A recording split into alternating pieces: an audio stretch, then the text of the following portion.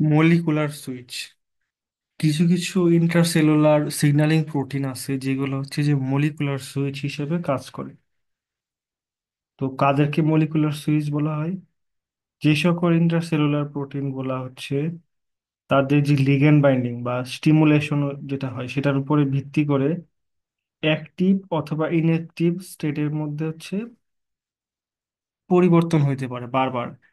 একটা প্রক্রিয়ার মাধ্যমে সে অ্যাক্টিভ হতে পারে, আবার সে উল্টাটা করলে ইনঅ্যাক্টিভ হতে পারে। দুই ধরনের মূল মেকানিজম রয়েছে এই মলিকুলার সুইচিং এর মধ্যে। এক্ষেত্রে একটা হচ্ছে ফসফোরাইলেশনের মাধ্যমে হয়, আর দুই নাম্বারটা হচ্ছে যে জিটিপি বাইন্ডিং এর মাধ্যমে হয়। তো ফসফোরাইলেশনের মাধ্যমে কি হয়? এক্ষেত্রে এটা হচ্ছে ধরলাম একটা প্রোটিন, এটা এখন অফ অবস্থায় আছে। এখন এইটাকে যখন ফসফোরাইলেশন হবে, প্রোটিন কাইনেজ এনজাইম কি করবে, এটিপি থেকে এডিপি উৎপন্ন করবে, এবং ওই যে যেটা সুইচ ছিল সেটা ফসফোরাইলেশন করার মাধ্যমে সে সেটাকে অ্যাক্টিভ করবে। তারপরে সে সিগন্যাল আউট হবে। এখন প্রোটিন ফসফেটেজ আবার এখান থেকে এই ফসফেটটাকে সরায় নিতে পারবে।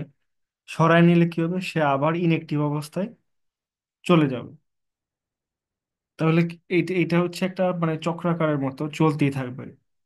ফসফোরিলেশন হলেই সে অ্যাক্টিভ, আবার ফসফেটটাকে ফসফেটেজ এনজাইম দিয়ে সরায় নিলেই সে ইনঅ্যাক্টিভ। আবার সেম সুইচিংটা হতে পারে হচ্ছে জিটিপি বাইন্ডিং এর মাধ্যমে। এই ক্ষেত্রে প্রোটিনটার সাথে যখন জিডিপি বাউন্ড অবস্থায় থাকে তখন সে হচ্ছে নিষ্ক্রিয়। তো কি হয়, এই জিডিপিটাকে সরিয়ে দিয়ে জিটিপি আইসা তার সাথে বাইন্ড করে। তো জিটিপি যখন বাইন্ড করে তখন সে হচ্ছে অ্যাক্টিভ হয়। এখন সে সিগন্যাল আউট করবে।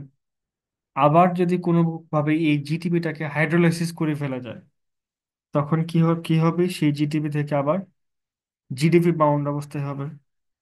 তখন সে কি কি করবে, আবার হচ্ছে যে ইনএক্টিভ হয়ে যাবে।